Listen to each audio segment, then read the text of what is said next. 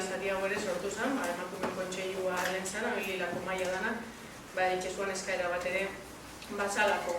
Orduan, erabaki genuen, hautagaitzak modu voluntario baten aurkezteko aukera ematia, 5 hautagai aurkeztu zian, herritarren partetik, eta bat saldo izan zen.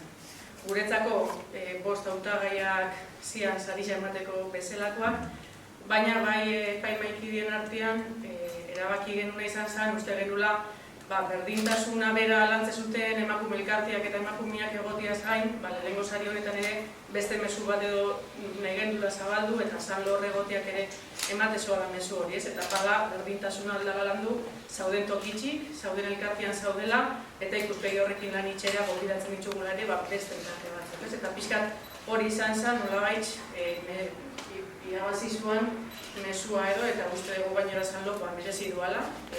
Nik bertan urte asko pasar ditut, niretzako emakume erreferente asko egon dira saldo nik txikixagoan nintzala, eta uste dut hori ez dela izan malena, ez herrixan, ez da beste herri batzutan ere ez dut uste klub askotan, emantan errealidade bat tanik. Orduan uste dugu, horregatik merezi dezuela zanlokoak gorko sario.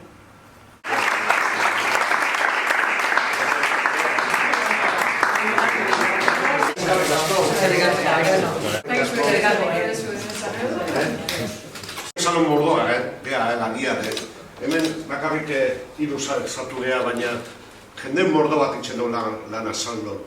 Eta guretzako da, gauz oso posik, hau zare hau, barixo deu, kristona, mordo bat, ezkarrik asko da hori.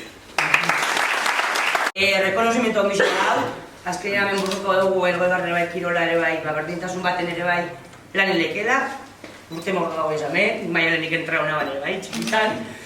Así que eskerrik asko da hori, eta bide berdinetik akarretxuko dugu ezoki dudarik, así que eskerrik asko da.